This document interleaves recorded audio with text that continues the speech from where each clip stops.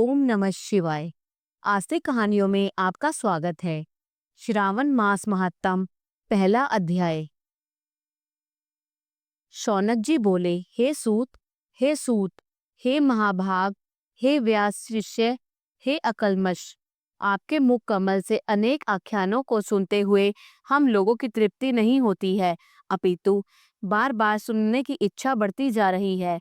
तुला राशि में से सूर्य में कार्तिक मास का महत्तम, मकर राशि में माघ मास का महत्तम और मेष राशि में से सूर्य में वैशाख मास का महत्तम, और इसके साथ उन उन मासों के महत्तम जो भी धर्म हैं उन्हें अब आपने भली भांति कह दिया।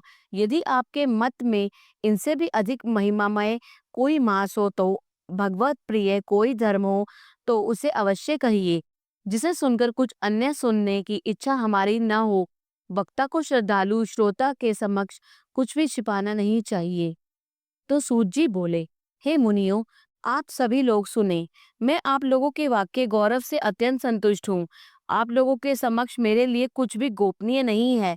दंभ रहित होना, आस्तिकता, शठता का परित्याग, उत्तम भक्ति सुनने की इच्छा, विनम्रता, ब्राह्मणों के प्रति भक्ति परायणता, सुशीलता, मन की स्थिरता, पवित्रता, तपस्विता और अनुसूया, ये श्रोता के 12 गुण बताए गए हैं। ये सभी आप लोगों में विद्यमान हैं।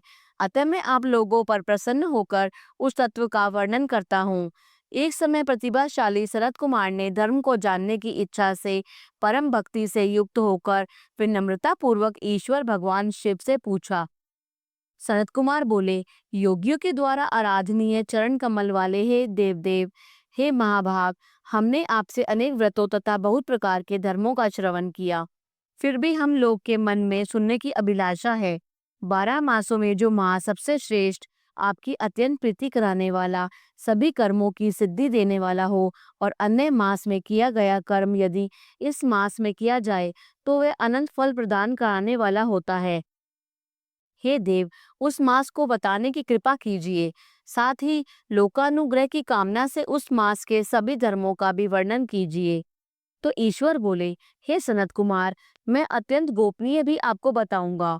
हे सुव्रत, हे विधि नंदन, मैं आपकी श्रवणेच्छा तथा भक्ति से प्रसन्न हूँ।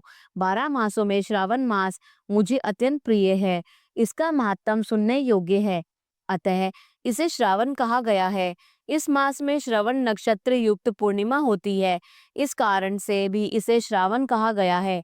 इसके महात्म के श्रवण मात्र से यह सिद्धि प्रदान करने वाला है, इसलिए भी यह श्रावण संज्ञा वाला है। निर्मलता गुण के कारण यह आकाश के सदृश है, इसलिए नभा भी इसे कहा गया है। इस श्रावण मास के धर्मों की गणना करने में इस पृथ्वी लोक में कौन समर्थ हो सकता है। जिसके फल का संपूर्ण रूप से वर्णन करने के लिए ब्रह्मा जी 4 मुख वाले हुए, जिसके फल की महिमा को देखने के लिए इंद्र 1000 नेत्रों से युक्त हुए, और जिसके फल को कहने के लिए शेषनाग 2000 जीवाओं से संपन्न हुए। अधिक कहने से क्या प्रयोजन, इसके मातम को देखने और कहने में कोई समर्थ नहीं है। हे मुने, अन्य मास इसकी एक कला को भी नहीं प्राप्त होते। यह सभी व्रतों तथा धर्मों से युक्त है। इस महीने में भी एक दिन ऐसा नहीं है जो व्रत से रहित दिखाई देता हो। इस माह में प्राय सभी तिथियां व्रत युक्त होती हैं। इसके महात्म के संदर्भ में मैंने कहा कि वह केवल प्रशंसा मात्र नहीं है।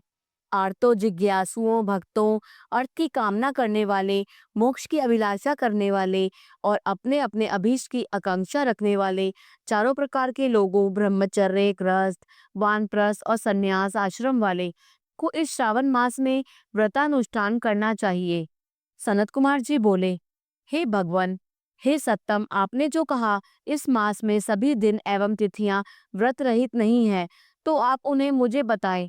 किस तिथि में किस दिन में कौन सा व्रत होता है, उस व्रत का अधिकारी कौन है, उस व्रत का फल क्या है, किस किस ने उस व्रत को किया, उसके उद्यापन की विधि क्या है, प्रधान पूजा कहाँ हो और जागरण करने की क्या विधि है, उसका देवता कौन है, उस देवता की पूजा कहाँ होनी चाहिए, पूजन सामग्री क्या क्या होनी चाहिए और किस व्रत का कौन सा समय होना चाहिए।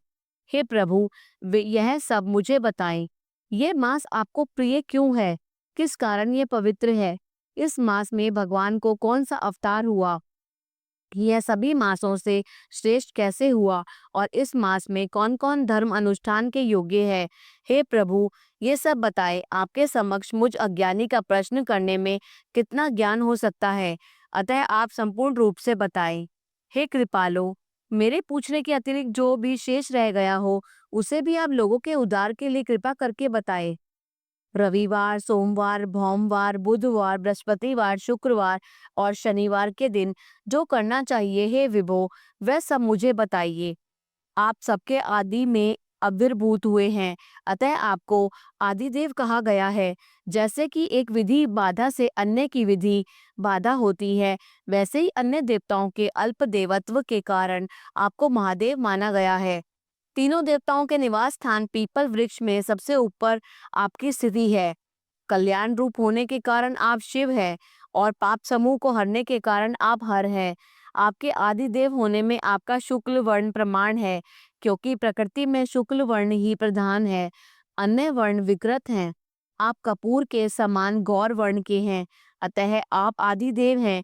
गणपति के अधिष्ठान रूप 4 दल वाले मूसलाधार नामक चक्र से, ब्रह्मा जी के अधिष्ठान रूप 6 दल वाले स्वादिष्ठान नामक चक्र से और विष्णु के अधिष्ठान रूप 10 दल वाले मणिपुर नामक चक्र से भी ऊपर आपके अधिष्ठित होने के कारण आप ब्रह्मा तथा विष्णु के ऊपर स्थित है।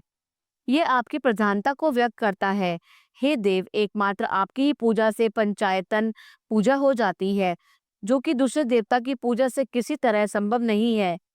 आप स्वयं शिव हैं। आपकी बाईं जांघ पर शक्ति स्वरूपा दुर्गा, दाहिनी जांघ पर गणपति, आपके नेत्र में सूर्य तथा हृदय में भक्तराज भगवान श्री हरि विराजमान है। अन्न के ब्रह्मा रूप होने तथा रास के विष्णु रूप होने और आपके उसका भोक्ता होने के कारण, हे ईशान, आपके श्रेष्ठत्व में किससे संदेह हो सकता है। सबको विरक्ति की शिक्षा देने हेतु आप शमशान में तथा पर्वत पर निवास करते हैं। पुरुष सूक्त में उत्तात मृतस्य श्यानो इस मंत्र के द्वारा प्रतिपादन के योग्य है। ऐसा महर्षियों ने कहा है। जगत का संहार करने वाले हलाहल को गले में किसने धारण किया? महाप्रलय की कालाग्नि को आपने मस्तक पर धारण करने में कौन समर्थ था? संसार रूप अंधकूप में पतन के हेतु कामदेव को किसने भस्म किया? आप ऐसे ही हैं कि आपकी महिमा का वर्णन करने में कौन समर्थ है? एक तुच्छ प्राणी में करोड़ों जन्मों में भी आपके प्रभाव का वर्णन नहीं कर सकता, अतः आप मेरे ऊपर कृपा करके मेरे प्रश्नों को बताएं। इसी प्रकार स्कंद पुराण के अंतर्गत ईश्वर सनत कुमार संवाद में श्रावण मास महात्म में पहला अध्याय पूर्ण हुआ। बोलो ओम नमः शिवाय। अगर आपको यह अध्याय पसंद आया तो कृपया करके इसे लाइक कीजिए और अधिक से अधिक शेयर कीजिए, ताकि अधिक से अधिक भक्त लोग इसका लाभ उठा सकें, जिससे श्रवण मात्र से ही आपको मनवांछित फल की प्राप्ति होती है। ओम नमः शिवाय।